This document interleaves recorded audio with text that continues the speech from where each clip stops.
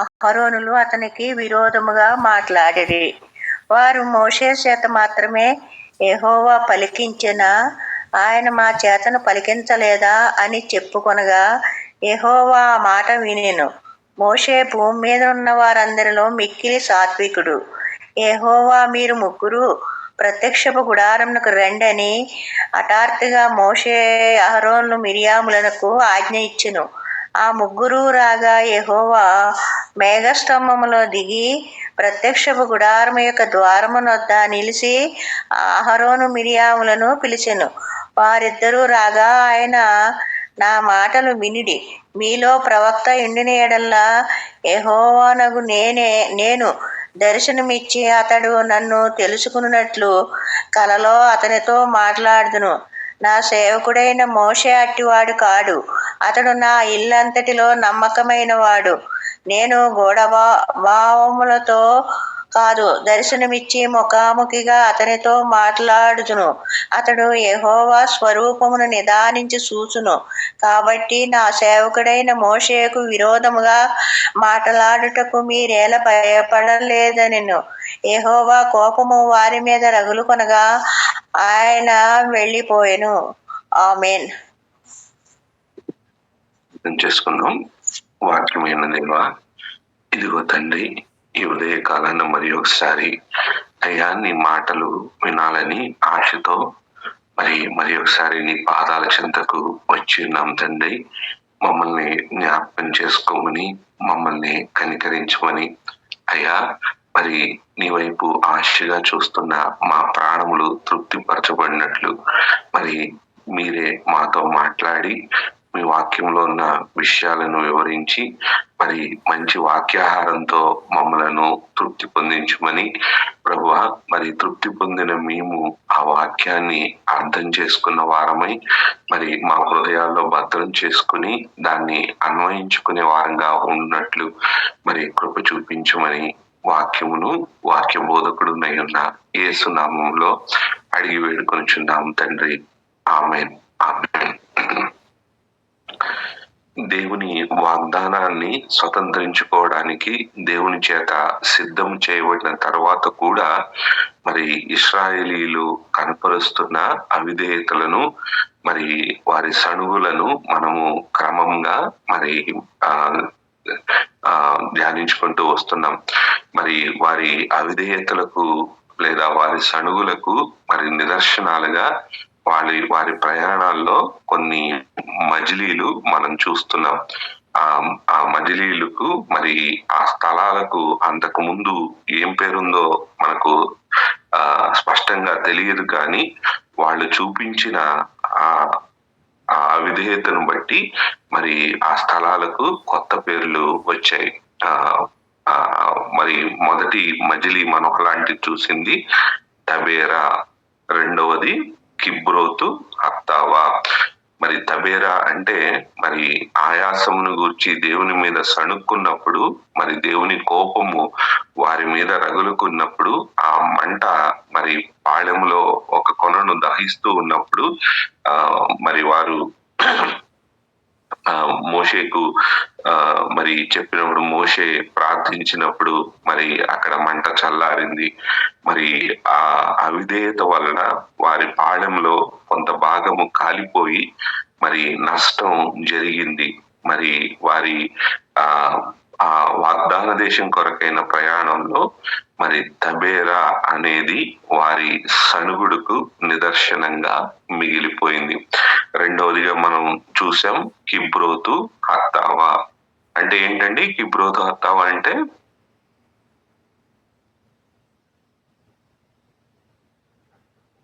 ఇశ్రాయేలీలు మాంసం గురించి అడిగినప్పుడు అది దేవుడు ఇచ్చినప్పుడు వాళ్ళు చనిపోయిన ప్లేస్. ఆ పదానికి అర్థం ఏంటండి కిబ్రోతు హత్తావా అంటే? దురాశ. ఇంకొంచెం పూర్తిగా చెప్తారా? హత్తావా అంటే దురాశ, కిబ్రోతు అంటే దురాశతో నిండిన వారు పాతి పెట్టబడిన స్థలం. మరి ఈ ప్రయాణంలో కనాను దేశం కొరకైన ఆ వాగ్దానాన్ని స్వతంత్రించుకోవడానికి చేసే ప్రయాణంలో దురాశ కలిగిన వాళ్ళు మరి దేవుని సమయంలో, దేవుని పద్ధతిలో, దేవుడు ఇవ్వాలనుకున్న ఆ పాలు తేనెల ను సూచించే, ఆ సమృద్ధిని సూచించే ఆ పాలు తేనెల దేశాన్ని కాక మరి వాళ్ళకి మాంసాపేక్ష కలిగిన వారై ఎట్టి పరిస్థితుల్లో తమకు వెంటనే అప్పుడే మాంసం కావాలని దురాశ చేత వాళ్ళు చెప్పిన వాళ్ళు ఆ ప్రయాణంలో ముందుకు వెళ్ళలేక అక్కడే వాళ్ళు చనిపోయారు. తెగులు చేత, దేవుని కోపము ద్వారా తెగులు వచ్చి మరి వాళ్ళు చనిపోయి పాతి పెట్టబడిన స్థలం కిబ్రోతు హత్తావా. మరి ఇవి ఈ మజిలీలు మనం చూస్తూ ఉన్నప్పుడు మరి మనము మన ధ్యానంలో మనం చెప్పుకుంటుంది మరి పరలోకము, ఆ వాగ్దానం, దేవుని వాగ్దానాన్ని స్వతంత్రించుకుందామని మరి క్రీస్తులోనికి మనము రక్షణ పొంది క్రీస్తును వెంబడిస్తూ చేస్తున్న మన ఆత్మీయ ప్రయాణంలో మరి ఒకసారి వెనక్కి తిరిగి చూసుకుంటే మరి తబేరా లాంటి సణుగుడు సణిగిన సందర్భాలు, మరి దురాశ చేత మరి దేవుడు ఇచ్చే సమయం కోసం కాక దేవుడు ఇచ్చిన దానిని సంతృప్తి చెందక మరి మనకు ఏదైతే కావాలనుకున్న దాంట్లో ఇది ఖచ్చితంగా మాకు కావాలి, ఇది లేకపోతే మేము బతకడమే వేస్ట్ అన్నట్టుగా మరి మనం ఏమైనా అలాంటి సందర్భాలు మన జీవితాల్లో కూడా ఉన్నాయేమో అనేది పరీక్ష చేసుకోవాలి. మరి దేవుడు ఇశ్రాయేలు జీవితంలోని, ఇశ్రాయేలు ప్రయాణంలోని తబేరా, కిబ్రోతు హత్తావలను ఎందుకు రాయించి మనకు వాక్యంలో పెట్టాడంటే మరి దాన్ని బట్టి పాఠాలు నేర్చుకుని మన ఆత్మీయ ప్రయాణంలో తబేరాలు ఉండకూడదు, మన ఆత్మీయ ప్రయాణంలో కిబ్రోతు హత్తావా ఉండకూడదు. మరి అలాంటి వాటిలో నష్టాన్ని పొందిన ఇశ్రాయేలు సమాజము మరి అక్కడి నుండి మరి ముందుకు వెళ్ళినట్లు మనం చూస్తున్నాం. మరి ఆ ముందుకు వెళ్ళిన స్థలము పేరు ఏంటండి? హజేరోతు అనే ప్రాంతానికి వెళ్ళారు వాళ్ళు. ఈ హజేరోతు ప్రాంతంలో మరి మూడవ అవిధేయత గురించి మనము ఇక్కడ ధ్యానించబోతున్నాం. మరి ఈ మూడవ అవిధేయతలో మరి దేని గురించిన అవిధేయత అంటే ఇక్కడ మరి మోషే తోబుట్టువులైన మరి లేదా సహోదరుడైన మిరియాము అలాగే అహరోనులు అతని మీద అతని నాయకత్వాన్ని ప్రశ్నిస్తూ మరి వాళ్ళు సణిగిన సణుగుళ్ళు లేదా వాళ్ళు చూపించిన అవిధేయత ఇక్కడ మనకు కనపడుతూ ఉంది. మరి ఈ మాటలు చదువుతున్నప్పుడు మనకు ఆశ్చర్యం అనిపించే విషయం ఏంటండి? ఏమైనా ఆశ్చర్యం అనిపిస్తుందా మనకి? 11వ అధ్యాయం చదివిన తర్వాత 12వ అధ్యాయం మొదటి వచనాలు మనం చదువుకుంటూ ఉన్నప్పుడు వాళ్ళు చూపించిన అవిధేయతను బట్టి ఏదైనా ఆశ్చర్యం అనిపిస్తుందా?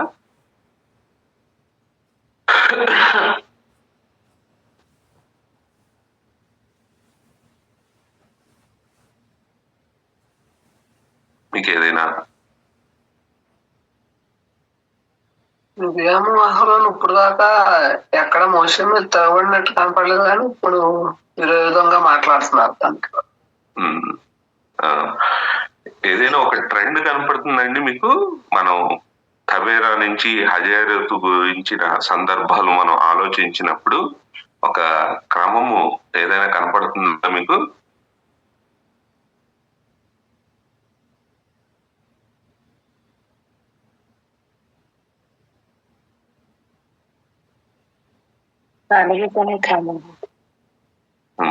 సణుగుకునే క్రమం, దాంట్లో ఏమైనా తేడా కనపడుతుందండి సణుక్కునే విషయంలో? తబేరాలో ఆయాసం గురించి సణుక్కున్నారు కదండి. దేవుడు మరి అన్ని రోజుల వరకు వాళ్ళు సీనాయి కొండ దగ్గర ఉన్నారు. ఇప్పుడేమో బయలుదేరి వచ్చినప్పుడు ఆ ప్రయాణం వల్ల వచ్చిన ఆయాసం అవ్వచ్చు, అన్ని రోజులు ఉన్న మరి మంచి ఎంతో కంఫర్ట్ గా ఉన్న సౌఖ్యంగా ఉన్న స్థలాన్ని విడిచి రావడం వల్ల సణిగారు. సో అక్కడ దేవుడు మరి ముందుకు నడిపించిన నడిపింపు విషయంలో సణుక్కున్నారు. రెండవదిగా అది కేవలం సణుగుడు మాత్రమే కాదు, మరి ఈ ఏడవడం మనం చూసాం అక్కడ. ఎలాగంటే దేవుడు మాంసం ఇవ్వకపోతే అది ఇంకా మేము బతకడమే వేస్ట్ అన్నట్టుగా వాళ్ళు చేశారు. తర్వాత అక్కడ మనం చూస్తే మేము ఎందుకు ఐగుప్తు నుంచి వచ్చేసామా, ఐగుప్తులో ఎంత బాగుండేవాళ్ళమో అని చెప్పుకుంటుండడాన్ని మనం చూస్తున్నాం.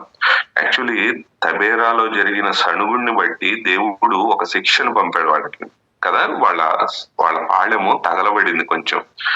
దాన్ని బట్టి మార్పు చెందాల్సిన వాళ్ళు అక్కడ మార్పు చెందకుండా మరింత మరి అవిధేయతను కనపరిచారు.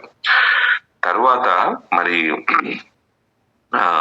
ఇక్కడ మనం చూస్తున్నాం మరి కిబ్రోతు హత్తావా, మరి తబేరా ప్రాంతంలో ప్రాణహాని ఏమైనా జరిగిందో లేదో మనకి స్పష్టంగా రాయబడలేదు, కానీ ఇక్కడ మాత్రం మాంసాపేక్ష కలిగిన వారు చనిపోయారు. దేవుడు ఇచ్చే సదుపాయము, వాళ్ళకి ఇచ్చిన సదుపాయం ఏంటంటే అరణ్యంలో మరి మన్నా దేవుడిచ్చిన సదుపాయం, దాన్ని వాళ్ళు పూర్తిగా తిరస్కరించారు. మరి అలా దేవుడిచ్చిన సదుపాయాన్ని తిరస్కరించిన వాళ్ళు దేవుణ్ణి కూడా తిరస్కరించిన వాళ్ళయ్యారు. మరి అలాగూ ఇక్కడ మనకు కిబ్రోతు హత్తావల కనపడ్డారు. మరి అలాంటి వీళ్ళు చనిపోయారు. చనిపోయిన అక్కడ ప్రాణహాని జరిగింది. ఇక్కడి నుంచి నెక్స్ట్ ప్లేస్ కి వచ్చారు, హజేరోతులోనికి. ఇప్పుడు సణుగుతున్న వాళ్ళు మామూలు కాదు, సాధారణ ఇశ్రాయేలు జనం కాదు. మరి ఒక ఆయనేమో ఇశ్రాయేలు సమాజానికి ప్రధాన యాజకుడు, రెండవ వ్యక్తి మరి ఇశ్రాయేలు సమాజంలో ప్రవక్తి అని పిలువబడిన ఆవిడ. మరి మామూలు జనాంగం సణిగింది వేరు, మరి దేవుని గురించి దేవుని సేవలో ఉన్న వీళ్ళు మరి సనగడం మరింత ఆశ్చర్యంగా అనిపిస్తుంది. ఇంత దేవునికి అవిధేయత చూపించినప్పుడు వచ్చిన శిక్షలు కళ్ళారా చూస్తూ వాటిల్లో కొంతవరకు మరి వాళ్ళు అనుభవంలో చూసినప్పటికీ కూడా మరి మరలా అలాంటి పని చేయడానికి ఎక్కడా కూడా బెదిరినట్లు కానీ ఎక్కడా కూడా ఆ విషయంలో వెనక్కి తగ్గినట్టు కనపట్టలేదు. మరి మన వ్యక్తిగత జీవితం చూస్తే ఎలా అనిపిస్తుంది? తబేరాలు, కిబ్రోతు హత్తావలు దాటిన తర్వాత ఒకవేళ అలాంటి పరిస్థితులు ఏమైనా వస్తే ఏమైనా పాఠాలు నేర్చుకుని హజేరోతు రాకుండా చూసుకోగలుగుతున్నామా? తబేరా దగ్గరే దేవుడు ఒక మొట్టికాయ వేస్తే క్రమశిక్షణలోనికి మనం రావడానికి ఒక చిన్న దెబ్బ కొడితే వెంటనే సరి చేసుకుని కిబ్రోతు హత్తావా అంత నష్టం కలగకుండా జాగ్రత్త పడుతున్నామా? లేకపోతే మరి ఇశ్రాయేలీలాగే ఏమీ లెక్క చేయకుండా మా ఇష్టం మేము ఇలాగే ఉంటాం అన్నట్లుగా మనము ఉంటున్నామా అన్నది పరీక్ష చేసుకోవాలి. మరి ఇక్కడ ఈ రోజు చదువుకున్న వాక్యంలో ఉన్న సమస్యను అర్థం చేసుకోవడానికి ప్రయత్నం చేస్తే మరి చెప్పుకున్నట్లు మరి ఇక్కడ ఈ సమస్య రావడానికి కారణమైన వాళ్ళు మిరియాము, అహరోను. మరి మిరియాము మనం నిర్గమకాండంలో 15వ అధ్యాయంలో చూస్తాము. ఆవిడకు ఇవ్వబడిన పేరేంటంటే ఆమె ప్రవక్తి. మరి దేవుడు ఆమెను అనేక రీతులుగా వాడుకున్నాడు. మోషేను ఆ రోజు మరి ఫరో ఇంటికి చేర్చడానికి, మరి అలాగే ఫరో కుమార్తె దగ్గర నుంచి మరి తిరిగి మోషేను తన తల్లి దగ్గరకు చేర్చి మరి ఆ శైశవ దశలో మరి తల్లితో ఉండేలాగా మరి ఫరో కుమార్తెతో మాట్లాడడంలో దేవుడు మరి మిరియామును వాడుకున్నట్లు మనం అక్కడ చూస్తాం. మరి అలాంటి ఆవిడ మిరియాము, అలాగే రెండో వ్యక్తి అహరోను. ఈ అహరోను దేవుడు మరి అనేక రీతులుగా వాడుకున్నాడు. మొదట్లో మరి మోషే తన నోటి మాంద్యం గురించి మరి సందేహించినప్పుడు మరి ఇశ్రాయేలీలతోనూ అలాగే మరి ఐగుప్తులో ఉన్న ఫరోతోనూ మాట్లాడడానికి వెళ్ళినప్పుడు మరి అహరోనే మాట్లాడినట్లు మనం చూస్తాం. మరి అలాగే అతన్ని మరి ప్రధాన యాజకుడిగా అభిషేకం చేయమని చెప్పాడు. మరి ఆయన ప్రజలందరి మరి పాప పరిహారార్థమే ఆయన మరి బలిని అర్పించాడు. ఆయన మరి ఆ ప్రధాన యాజకుడిగా మరి అతి పరిశుద్ధ స్థలంలోనికి సంవత్సరానికి ఒక్కసారే వెళ్లే అవకాశం ఉన్న వ్యక్తి ఆయన. ఇన్ని శ్రేష్టమైన విషయాలు మనం అహరోను విషయంలో చూస్తాం. మరి ఆయనకి ఇవ్వబడిన దేవుడు చెప్పిన ఆ ఇవ్వబడిన వస్త్రాలు మరి ఆయనకు ఎంతో ఘనత తెచ్చే విధిగా ఉంటాయి. ఇశ్రాయేలు జనాంగం అంతట్లో కూడా ఎవరికి లేనంత మరి ఆ ప్రత్యేకత ఆయనకు ఇవ్వబడిన బాధ్యతను బట్టి మరి కలిగి ఉండడాన్ని మనం చూస్తాం. మరి వీళ్ళు మాట్లాడిన విషయంలో మరి బైబిల్లో మూల గ్రంథంలో రాయబడిన మాటలు బట్టి పండితులు చెప్పేది ఏంటంటే ఈ సమస్య మొదలు పెట్టింది మిరియాం అయితే తర్వాత మిరియాముతో పాటు అహరోను కూడా కలిశాడని, అందుకే అక్కడ ఆదిమ గ్రంథంలో రాయబడిన పద్ధతి ఆ వ్యాకరణం చూస్తే అక్కడ మిరియాము మరి మొదట ఈ అతనికి విరోధంగా మాట్లాడడం మొదలు పెడితే దానికి మరి అహరోను కలిసినట్లు మరి అర్థమవుతుంది అని చెప్పబడుతుంది. మరి అందుకే ఇక్కడ రాయబడినప్పుడు కూడా మొదట మిరియాము పేరును రాసి తర్వాత అహరోను పేరును రాశారు అని చెప్తారు. సరే, ఏదేమైనా వాళ్ళు చెప్తున్న సమస్యకు కారణం ఏంటి అంటే మోషే కూషు దేశపు ఒక స్త్రీని పెండ్లి చేసుకోవడం. మనకు తెలుసు మోషే మరి మిద్యాను యాజకుడైన రఘుయేలు కుమార్తె అయిన సిప్పోరాను ఇంతకు ముందు పెళ్లి చేసుకున్నాడు. మరి ఈమె ఎవరు అనంటే కొంతమంది మరి సిప్పోరానే మిద్యాను యాజకుడైన ఆ రఘుయేలు మొదట్లో కూషు దేశంలో ఉండేవాళ్ళు, తర్వాత వాళ్ళు అక్కడికి వచ్చారు అని చెప్తారు. కానీ చాలా వరకు మరి పండితుల అభిప్రాయం ఏంటంటే బహుశా మరి ఆ సమయానికి మిరియాము చనిపోయి ఉండడం ద్వారా మరి చనిపోవడం వల్ల మోషే మరి ఒక స్త్రీని పెళ్లి చేసుకున్నాడు. ఆమెది కూషు దేశము అని చెప్తారు. కూషు దేశం అంటే మరి ఐథియోపియా లేదా ఇప్పుడు మనం చెప్పుకునే ఇథియోపియా అనే దేశం. ఇథియోపియా దేశం అనేది ఈజిప్ట్ కి మరి దక్షిణ భాగంలో ఉండే ఒక ఆఫ్రికా ఖండంలో ఉండే దేశం. మరి ఆఫ్రికాలో ఉండే జనులు మరి కొంచెము నల్లగా ఉంటారు. వాళ్ళు కొంచెము మరి ప్రత్యేకంగా కనపడుతూ ఉంటారు వాళ్ళు. మరి అలాంటి స్త్రీని పెళ్లి చేసుకున్నాడని వీళ్ళు మరి అతనికి విరోధంగా మాట్లాడటం మొదలు పెట్టారు. మరి సాధారణంగా మనం చూస్తాం మరి నల్లగా ఉన్న వాళ్ళని చూస్తే తెల్లగా ఉన్న వాళ్ళకి కొంచెం లోకుగానే ఉంటుంది. అది మన దేశంలో కూడా చూస్తాం. మరి నలుపు అనేది అదేదో తక్కువ జాతో లేదా అదేదో తక్కువ అని మనం అనుకుంటాం. చాలా సార్లు మనం మాట్లాడేటప్పుడు కూడా మరి నల్లగా ఉన్నారని దాన్ని ఒక లోపంగా కూడా చూస్తాం. లేదా తెల్లగా ఉండడాన్ని నల్లగా ఉండడం కన్నా మంచిదిగా మనం అనుకుంటూ ఉంటాం. దయచేసి గుర్తించుకోవాలండి, నలుపు తెలుపులు ఎవరిచ్చారండి? దేవుడు. చాలా సార్లు పిల్లలు నల్లగా ఉంటే ఏడ్చిన సందర్భాలు కూడా మనం చూస్తూ ఉంటాం. దేవుడు ఒక వ్యక్తికి ఒక రంగు, ఒక రూపు కొన్ని ఇచ్చాడంటే ఖచ్చితంగా దేవుడికి ఆ విషయంలో ఏదో ఒక ఉద్దేశం ఉంది. దేవుడు దేన్ని కూడా మరి మరి ఏ ఉద్దేశం లేకుండా, ఒక పర్పస్ లేకుండా, ఒక ప్రయోజనం లేకుండా ఆయన సృష్టించలేదు. మీరు చూడండి, మనిషి ఏ వస్తువును సృష్టించుకున్నా ఆ వస్తువుకు ఏమేమి కావాలో మరి వాటిని ఇచ్చి మరి ఆ వస్తువును సృష్టిస్తాడు. ఎందుకు సృష్టిస్తాడు? మరి దానికి దాని వల్ల తనకు ఒక ప్రయోజనం కావాలని. ఒక ఇంతకు ముందు కూడా చెప్పుకున్నాం, ఒక గ్లాసు, ఒక చెంబు, ఒక బిందె, మూడు కూడా నీళ్ల కోసమే తయారు చేసుకున్న బిందెకు ఒక ప్రయోజనం ఉంది, చెంబుకు ఒక ప్రయోజనం ఉంది, గ్లాసుకి ఒక ప్రయోజనం ఉంది.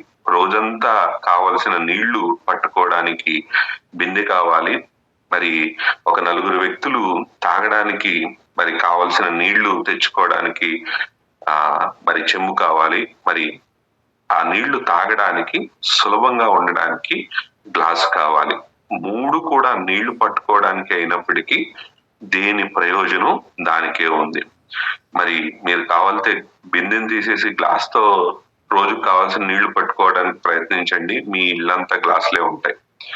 లేదా మీ ఇంటికి ఎవరైనా తాగడానికి వచ్చిన వాళ్ళకి తాగడానికి నీళ్లు తీసుకురావడానికి గ్లాస్ మానేసి బిందె ఇవ్వండి, ఎంత అసహ్యంగా ఉంటుందో కదా, తాగడానికి ఎంత ఇబ్బందిగా ఉంటుందో. సో అలాగా ప్రతి దానికి కూడా ఒక ప్రయోజనం ఉంది. మరి మనిషి సృష్టించుకున్న దానికే ఒక ప్రయోజనము, దానికి ఒక ఉద్దేశము ఉంటే, మరి దేవుడు ఒక వ్యక్తిని ఒక రూపంలో తయారు చేసుకోవడం కోసం ఆయనకు కూడా ఒక ప్రయోజనం ఉంది. కాబట్టి మరి దేవుడు దేవుడు ఇచ్చింది ఏదైతే ఉందో మరి దాన్ని ఎప్పుడు కూడా విమర్శించకుండా ఉండే మరి ఆ జాగ్రత్త కలిగి ఉందాం. పొరపాటును కూడా అలాంటి పాపం చేయొద్దు. మరి ఇంతకు ముందే మనం చెప్పుకున్నాం, దేవుడు అనుగ్రహించిన దానిని తిరస్కరిస్తే మనము దేవుణ్ణే తిరస్కరించినట్లు. వాళ్ళు ఇశ్రాయేలీలు కిబ్రోతు హత్తావాలో అదే పని చేశారు. మరి ఇలాంటి అనుభవం దాటి ముందుకు వచ్చిన తర్వాత మరి ఆ వ్యక్తిని బట్టి, ఆ కూషు దేశపు స్త్రీని బట్టి, ఆ ఇథియోపియాకు చెందిన ఆ స్త్రీని బట్టి మరి వారు సనగడం లేదా విరోధంగా మాట్లాడడం మొదలు పెట్టారు. మరి మనకు అది కారణమని ఇక్కడ చెప్తున్నారు, ఇక్కడ చెప్పబడింది. కానీ తర్వాత వచనం చదివితే అసలు విషయం అర్థమవుతుంది. ఏంటండి అక్కడ వాళ్ళు తర్వాత చెప్పబడిన మాటలు? వాళ్ళు చెప్తున్న మాట ఏంటంటే, దేవుడు మోషే చేత మాత్రమే పలికించాడా, మా చేత పలికించలేదా? సమస్య ఎక్కడ మొదలైందండి? మోషే కూషు దేశపు స్త్రీని పెండ్లి చేసుకోవడం. కానీ ఇప్పుడు సమస్య ఎక్కడికి వచ్చింది? దేవుడు మోషేను మాత్రమే ఎన్నుకున్నాడా లేదా మమ్మల్ని ఎన్నుకున్నాడా? అసలు మొదట చెప్పబడిన సమస్యకి ఇప్పుడు చెప్తున్న వీళ్ళ మాటలకి ఏమైనా పొంతనుందండి? అసలు లేదు. మనకి ఏం అర్థమవుతుంది? అసలు విషయం ఏంటంటే, మరి మోషేను బట్టి దేవుడు మోషేకు ఇచ్చిన అధికారం బట్టో మరి వాళ్లకు అసూయ అక్కడ మొదలైంది కదా. వాళ్ళ మాట్లాడుతున్న మాటలు మనకు చూస్తుంటే అర్థమవుతుంది ఏంటంటే, మోషే మీద వాళ్ళిద్దరూ అసూయ పడుతున్నారు. మోషేకి ఇవ్వబడిన అధికారాన్ని చూసి వాళ్ళు అసూయ పడుతున్నారు. దానికి ఒక సాకు, దాన్ని వెళ్ళగక్కడానికి, అసూయను వెళ్ళగక్కడానికి ఒక కారణం వాళ్ళకి ఏం కావాల్సి వచ్చిందంటే, మోషే కూషు దేశపు స్త్రీని పెళ్లి చేసుకోవడం. సాధారణంగా మనం కూడా ఇలాంటివి చూస్తుంటాం. ఒక మనం వ్యక్తిని చూసి ఓర్వలేనప్పుడు అసలు కారణం, ఆ ఓర్వలేని తనాన్ని మనం ఎలా బయట పెడతామంటే, ఏదన్నా ఒక కారణం దొరుకుద్దేమో, ఏదైనా ఒక విషయం దొరికితే మనం ఓర్వలేని తనాన్ని అంతా వాళ్ళ మీద వెళ్ళగక్కడానికి మనం చూస్తూ ఉంటాం. సర్వసాధారణంగా ఇది మనం అందరం చూస్తుంటాం. ఇదేమి పెద్ద వింత కాదు. కానీ ఈ అవిధేయతకు మూలం అందరికీ కనపడేలాగా కారణం ఏం చెప్తామంటే, ఇదిగో మోషే చూసావా, ఆయన దేవుని మాటలు దేవుని ప్రకారం నడుచుకోవాలి కదా, ఇశ్రాయేల్లోనే పెళ్లి చేసుకోవాలి కదా, కూషు దేశపు స్త్రీని ఎందుకు చేసుకున్నాడు? చూడండి, దేవుడి ఆజ్ఞల్ని ఎలాగూ ధిక్కరించాడో అన్నట్లుగా నలుగురితో చెప్తాం. కానీ లోపల అసలు సమస్య ఏంటి? చూడు మోషే అధికారం చేస్తున్నాడు. మోషే వస్తేనే జనులందరూ మోషే చెప్పిన మాటలే విలువిస్తున్నారు, మమ్మల్ని పెద్దగా పట్టించుకుంటలేదు. ఇది అసలు లోపల ఉన్న సమస్య. ఈ సమస్య వాళ్ళు హజారేతులో కొన్ని రోజులు ఉండిపోవడానికి, వాళ్ళ ప్రయాణం కొన్ని రోజులు ఆలస్యం అవడానికి కారణమైంది. మరి ఈరోజు ఇక్కడ కూర్చున్న మనలో కూడా ఈ హజారేతులు ఉన్నాయా? పక్క వాళ్ళని చూసి ఓర్వలేకపోవడం, ఏదైనా ఒక కారణం బయటికి చెప్పే కారణం ఒకటైతే లోపల అసలు కారణం వేరే ఉంటుంది. మరి దేవుణ్ణి వాళ్ళు మరి వాళ్ళకు వాళ్ళు చెప్తున్న మాట మనం అక్కడ చదివితే ఏం మోషేతో మాత్రమే దేవుడు మాట్లాడిస్తున్నాడా? ఏం మాతో మాట్లాడలేదా అని అంటున్నాడు. వాస్తవానికి అక్కడ వాళ్ళు వేసిన మొదటి ప్రశ్నకు సమాధానం, వాళ్ళు దానికి సమాధానం ఏంటంటే, మనం ఇంతవరకు చూస్తే దానికి లేదు, దేవుడు మోషేను మాత్రమే కాదు చాలా మంది ద్వారా మాట్లాడాడు. అహరోను ద్వారా మాట్లాడాడు, అహరోనుతో మాట్లాడాడు దేవుడు.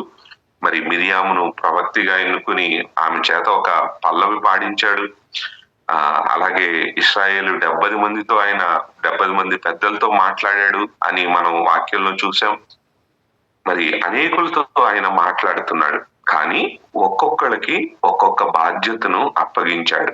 ఎవరికి అప్పగింపబడిన బాధ్యత ప్రకారం మరి ఆయన వారితో మాట్లాడుతూ ఉన్నాడు. మరి ఆ విషయంలో మోషేకు అప్పజెప్పబడిన బాధ్యత ఏంటంటే, ఇశ్రాయేలు సమాజాన్ని అంతా కూడా మరి కనాను దేశానికి నడిపించే బాధ్యతను దేవుడు మోషేకు అప్పగించాడు. దాన్ని బట్టి ఆయనను నడిపిస్తూ ఉన్నాడు. మరి దాన్ని చూసి మరి వీళ్ళు ఓర్వలేకపోతూ ఉండడాన్ని మనం ఇక్కడ చూస్తున్నాం. మరి మా చేత కూడా ఆయన పలికించలేదా అని చెప్తున్నాడు. నిజమే, వాస్తవంగా వీళ్ళ చేత కూడా ఆయన పలికించాడు. మరి జనులందరినీ కూడా అహరోను దీవించాల్సిన ఆ దీవెన మాటలు దేవుడే ఇచ్చాడు. మీరు ఇలా దీవించండి, ఇది మీ తరతరాలకు కట్టడా అని చెప్పే ఆ మాటలు దేవుడు మరి అహరోనే ఆ మాటలు చెప్పాలని చెప్పాడు. మరి అహరోనుతో కూడా మరి మనం నిర్గమకాండము, లేవియ కాండము, అలాగే సంఖ్యాకాండంలో కొన్ని సందర్భాల్లో మనం చూస్తాం చాలా సార్లు, మరియు యెహోవా మోషేతో ఇలా మాట్లాడాను అన్న మాటలే కాకుండా, మరియు యెహోవా మోషే అహరోనులతో ఇలాగూ సెలవిచ్చెను, ఇలాగూ ఆజ్ఞాపించెను అని చెప్పడాన్ని మనం చూస్తాం. ఇవన్నీ వాళ్ళు మాట్లాడారు. ఇక్కడ మరి ఇవన్నీ వాళ్ళు సొంతంగా చూసినా కూడా మరి దాన్ని వక్రీకరించి చెప్తున్నారు, మాతో మాట్లాడలేదా అన్నట్లుగా మరి చెప్తున్న విషయం ఏంటంటే, అసలు సమస్య మరి మోషేను చూసిన అసూయ, మోషేను చూస్తే కలిగిన అసూయ, దానిని మరి ఇలాగూ చెప్తూ ఉన్నారు. ఈరోజు సగటు క్రైస్తవ సంఘాన్ని గనక ఒకసారి చూస్తే మనకు సర్వసాధారణంగా కనపడేది ఇదే. ఒకళ్ళు సేవ చేస్తూ ఉంటే ఇంకొకళ్ళు ఓర్వలేనితనం, ఒకళ్ళు పాట పాడితే ఇంకొకళ్ళకి అవకాశం రాకపోతే అక్కడ ఓర్వలేనితనం, వాక్యం చదవడానికి ఒక పండగ సమయంలో, ఒక ప్రత్యేకమైన మీటింగుల సమయంలో వాళ్ళను మరి కన్సిడర్ చేయకపోతే అక్కడ అసూయపడ్డము, లేకపోతే ఇలాంటి సమస్యలు. ఏం నేర్చుకుంటున్నాం మనం?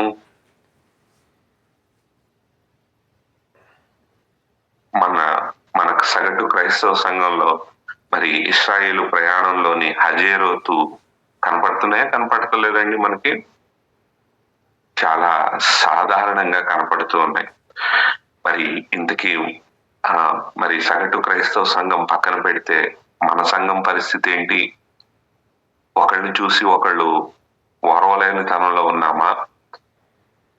వాస్తవానికి మనం ఇంతకు ముందు అధ్యాయంలో చూస్తూ ఉన్నప్పుడు మనకు అర్థమయ్యే విషయం, మనకు అక్కడ మరి యెహోషువ అక్కడెక్కడో పాళెంలో ఇద్దరు ప్రవచిస్తూ ఉన్నారు, వాళ్ళని నిషేధించు అని చెప్తే మోషే ఏమన్నాడండి? నా నిమిత్తం నీకు రోషం వచ్చిందా? దేవుడు ప్రజలందరూ ప్రవక్తలగునట్లు దేవుని ఆత్మ వారి మీద ఉంచునుగాక అని చెప్పాడు. వాస్తవానికి మోషే తాను వీళ్ళనుకున్నట్లు అజమాయిషి చేయాలని, అధికారం అంతా తన దగ్గరే పెట్టుకోవాలని అనుకోవట్లేదు. తాను ఏ ఆత్మనైతే పొందుకున్నాడో ఆ ఆత్మ ప్రజలందరూ పొందుకోవాలని మోషే చెప్తున్నాడు. మరి అలాంటి మోషేను మరి ఇలాంటి మాటలు అంటున్నారు. ఎవరండి వీళ్ళు? సొంత తోబుట్టువులు, సొంత అన్న మరియు అక్క. అందుకే యేసుప్రభు అంటాడు కదా, ప్రవక్త తన స్వస్థలంలో తన కుటుంబములో ఎప్పుడు మహిమ పొందడు లేదా మరి హెచ్చింపబడడు అన్నది మరి ఇక్కడ మనం చూస్తున్నాం. మరి మోషే విషయంలో కూడా అది మరి ఇక్కడ నెరవేరడాన్ని మనం చూస్తున్నాం. మరి ఈరోజు ఇలాంటి సాహసం మనము చేస్తున్నామా? వాళ్ళు ఇలా చెప్పడం ద్వారా ఏం చేస్తున్నారంటే, మోషే అధికారాన్ని ప్రశ్నిస్తూ ఉండడం, వాళ్ళు ఎవరిని ప్రశ్నిస్తున్నారండి? కేవలం మోషే అధికారాన్ని కాదు, మోషేకు అధికారం ఇచ్చి నడిపిస్తున్న దేవుణ్ణి ప్రశ్నిస్తూ ఉన్నారు.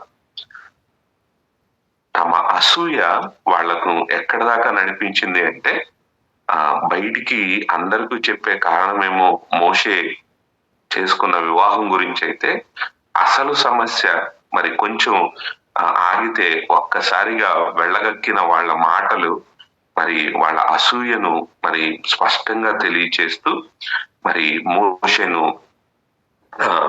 దేవుణ్ణి మరి ప్రశ్నించి దేవుని ఏర్పాటును, ఇశ్రాయేలుని నడిపించడానికి దేవుడు మోషేను ఏర్పాటు చేసుకున్న ఏర్పాటునే మరి ప్రశ్నిస్తూ ఉండడాన్ని మనం చూస్తున్నాం. మరి ఈ మాట మోషే విన్నాడో లేదో కానీ ఎవరు విన్నారంటండి? దేవుడు విన్నాడు అని అక్కడ మనం చూస్తున్నాం. జాగ్రత్త అండి, మన ఎక్కడెక్కడ సణుక్కుంటున్నామో, మన ఓర్వలేనితనం మీద ఎవరెవరి మీద ఏమేమి చెప్పుకుంటున్నామో వాళ్ళు వినకపోవచ్చేమో కానీ దేవుడు ఖచ్చితంగా వింటాడు. ఎందుకండి? దేవుడు సర్వాంతర్యామి అయి ఉన్నాడు కదా. అవునండి, దేవుడు సర్వాంతర్యామినా? సర్వవ్యాప్తి అయి ఉన్నాడు. సర్వవ్యాపి అయి ఉన్నాడు. సర్వాంతర్యామి మన దేవునికి వర్తించదు. దేవుడు అన్నిటిలో కూడా ఉండడు. ఆయన దేవుడు ఉండడానికి ఏర్పాటు చేసుకుంది కేవలం మానవ హృదయం. మరి సర్వవ్యాపి అంటే అన్ని చోట్ల ఉండగలిగిన, అన్ని స్థలాల్లో ఒకేసారి ఉండగలిగిన వాడు. మరి అలాంటి దేవునికి మరి మనము మాట్లాడే ప్రతి మాట ఆయన వినగలడు. మరి ఈ మాటలు అనిపించుకునే మోషే విన్నాడో లేదో మనకు స్పష్టం లేదు కానీ మరి దేవుడు ఆ మాట విని దానికి ఆయన స్పందించిన విధానాన్ని మరి రేపటి రోజున మనం ఆ విషయాన్ని ఆలోచిద్దాం. మరి ఈ సమయంలో మరి మన వ్యక్తిగత జీవితంలో, మన ఆత్మీయ ప్రయాణంలో మరి అసూయ చేత మరి వచ్చే ఈ హజేరోతు అనే ప్రయాణం అనే మజిలీ ఉందా మరి పరీక్ష చేసుకుందాం. మరి ఒకవేళ ఉంటే ఆ విషయంలో మరి ప్రభు యొక్క క్షమాపణ వేడుకుంటూ మరి ఆయన సహాయాన్ని కోరుకుందాం, ప్రార్థన చేసుకుందాం. విన్న వాక్యపు వెలుగులో మన వ్యక్తిగత జీవితాలను పరీక్ష చేసుకుందాం. మరి దేవుని ఏర్పాటును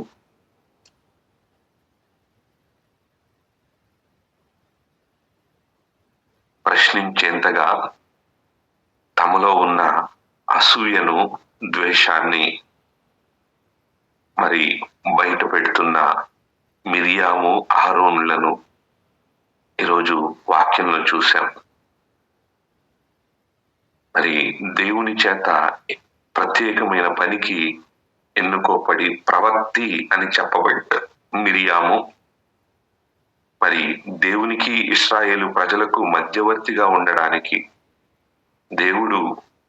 దేవుని చేత ఎన్నుకోబడిన అహరోను మరి దేవుని చేత తమలాగే ఎన్నుకోబడిన మోషే విషయంలో మరి వాళ్ళు అవిధేయత చూపించడం, విరోధంగా మాట్లాడడం మరి చూసిన మనం ఈరోజు తన కుమారుని స్వారూప్యములోనికి వచ్చినట్లు నిన్ను నన్ను ఎన్నుకొనిన దేవుని ఏర్పాటులో ఉన్న మనము మనలాగే మరి తన కుమారుని స్వారూప్యములోనికి రావడానికి దేవుడు ఎన్నుకొనిన తోటి విశ్వాసిని, తోటి మనిషిని చూసి మరి ఎలా ప్రవర్తిస్తున్నాం మనం, ఎలాగున మనము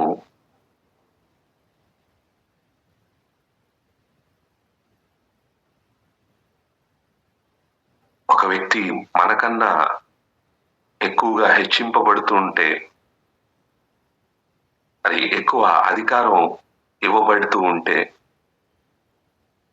మనం ఆ సమయంలో ఎలాగున స్పందిస్తూ ఉన్నాం. దయచేసి గుర్తించుకుందాం. మోషేకు కేవలం అధికారం మాత్రమే కాదు, అధికారం ఎందుకు ఇవ్వబడిందంటే మరి బాధ్యతగా ఇశ్రాయేలీలను నడిపించడానికి. తనకివ్వబడిన ఆ అధికారం చలాయించడం కన్నా ఆ బాధ్యత నెరవేర్చడంలో మోషే ఎంత నలిగిపోయాడో, ఎంత నిరాశలోనికి వెళ్ళిపోవాల్సిన పరిస్థితి కూడా వచ్చిందో మనం చూసాం. మరి అలాంటి దేవుని ఎన్నికను మరి తృణీకరించిన అహరోను మరి మిరియాముల వలె మనం ఉన్నామా? అలాగూ వారు దేవుని ఎన్నికను తృణీకరించినట్లు మరి కారణమైన వాళ్ళ హృదయంలో ఉన్న ఆ అసూయ, ద్వేషాలు మనలో కూడా ఇంకా మరి అలాగే ఉన్నాయా? పరీక్ష చేసుకుందాం. ఒకవేళ